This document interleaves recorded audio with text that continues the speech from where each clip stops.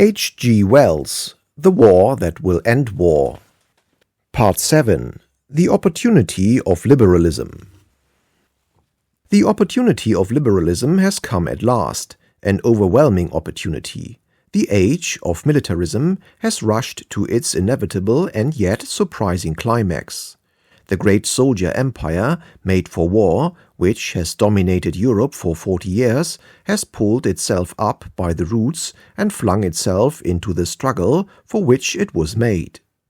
Whether it win or lose, it will never put itself back again. All Europe, following that lead, is a field for war. The good harvests stand neglected, the factories are idle. A thin, uncertain trickle of paper money replaces the chinking flow of commerce. Whichever betide, defeat or deadlock, the capitalist military civilization uproots itself and ends. The war may burn itself out more quickly than those who regard its immensity think. But the war itself is the mere smash of the thing. The reality is the uprooting, the incurable dislocation. Trying to map and measure that dislocation is rather like one's first effort to think in suns distances. It is to transfer one's mind to a new and overwhelming scale. Never did any time carry so swift a burthen of change as this time. It is manifest that in a year or so the world of men is going to alter more than it has altered in the last century and a half. More indeed than it ever altered before these last centuries since history began. Think of the mere geographical dislocation. There is scarcely a country in Europe that will not emerge from this struggle with entirely fresh frontiers. Sovereign powers will vanish from the map. New sovereign powers will come. In the disorders that are upon us and of which this war itself is the mere preliminary phase in uniform, inevitably there must be social reconstruction. Who can doubt it? Who can doubt the break-up of confidence and usage that is in progress? Plainly you can see famine coming in France, in Germany, in Russia. Does anyone suppose that those sham-efficient Germans have fully worked out the care and feeding of the madly distended hosts they have hurled at France? Does anyone dream that they have reckoned for a check and halt? Does anyone imagine their sanitary arrangements are perfect? There will be pestilence. And can one believe that whatever feats of financial fiction we contrive, their financial crash can be staved off, and that the bankers of Hamburg and Frankfurt are likely to be shoveling gold next January in a still methodical world? The German state machine has probably already done all that has ever made to do. It stands now exhausted amidst the turmoil of its consequences. Its mobilization arrangements are said to have been astonishingly complete. 10 million men for and against have been got into the field, with ammunition. Prussian Germany has carried out its arrangements and committed the business to God. German foresight has exhausted itself. If God fail Germany, I do not believe that Germany has the remotest idea what to do next. For the most part, those millions will never get home any more. They will certainly never get back to their work again, because it will have disappeared. When I think of European statecraft presently trying to put all these things back again, I am reminded of a story of a friend whose neighbor tried to cut his throat and then repented. He came round to her with a towel about his neck, making peculiar noises. It was a distressing but illuminating experience for her. She was a plucky and resourceful woman, and she did her best.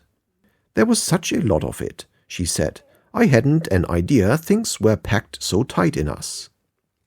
It is characteristic of such times as this that much in the world, and more particularly much in the minds of men, Much that has seemed as invincible as the mountains and as deeply rooted as the sea magically loses its solidity, fades, changes, vanishes.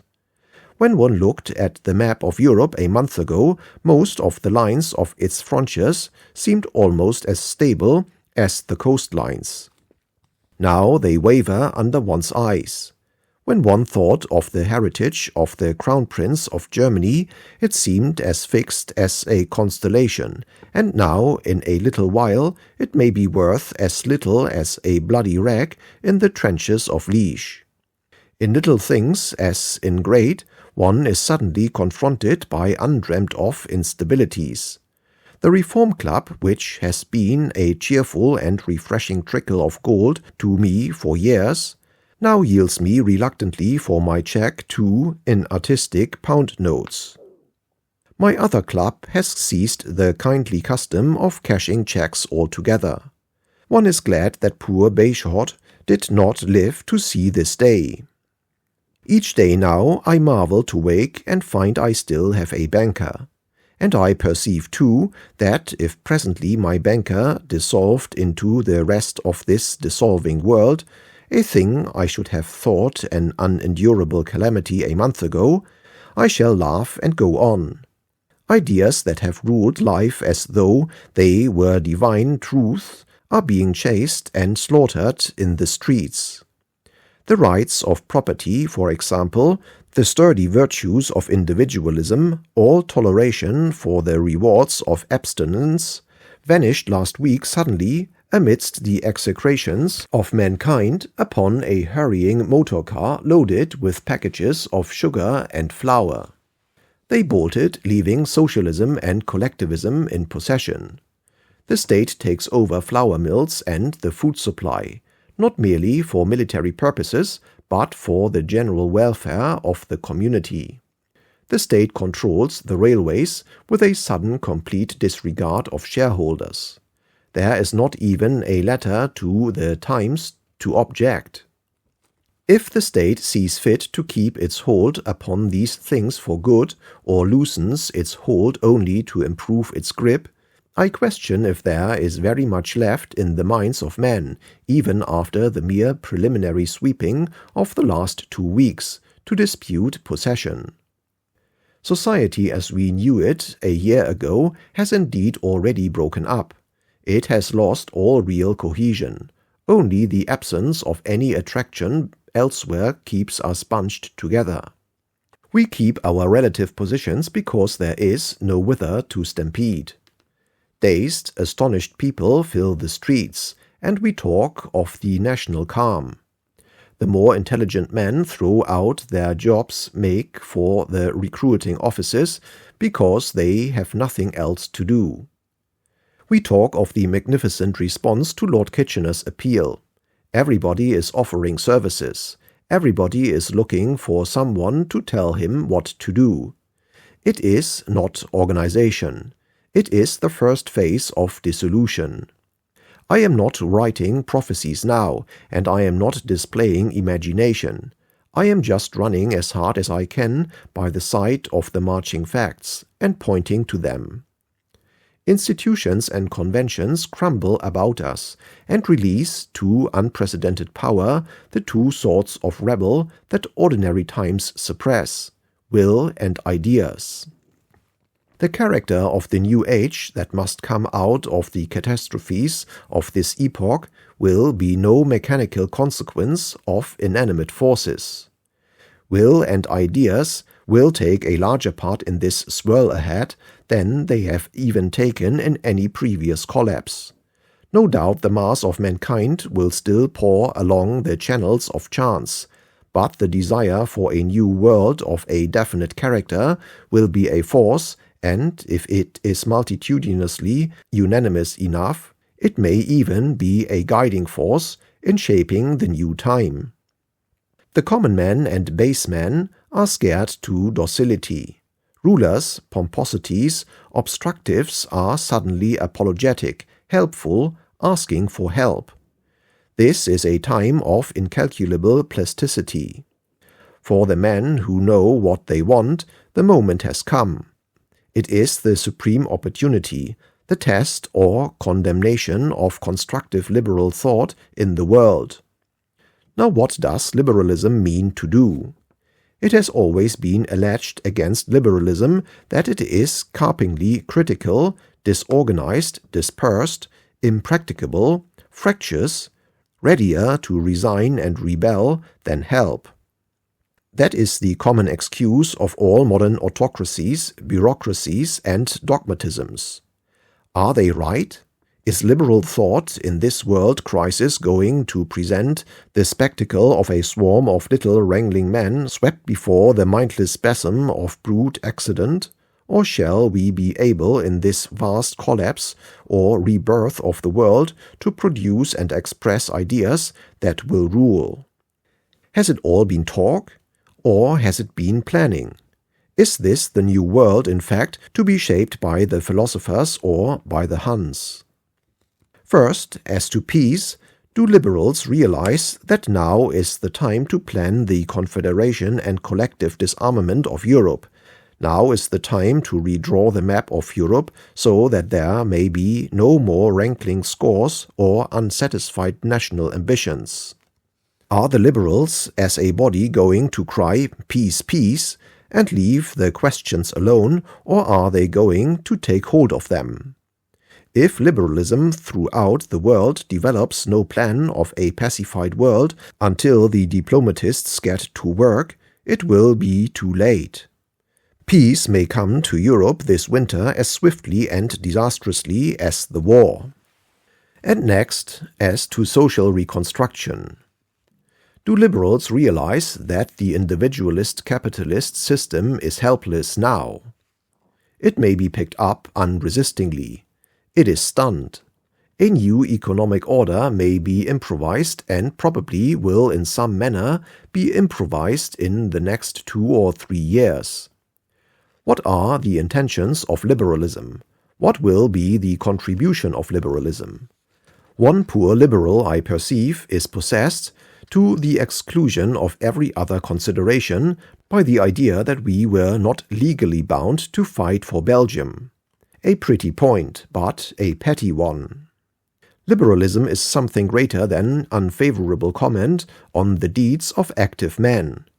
Let us set about defining our intentions. Let us borrow a little from the rash vigor of the types that have contrived this disaster. Let us make a truce of our finer feelings and control our dissentient passions.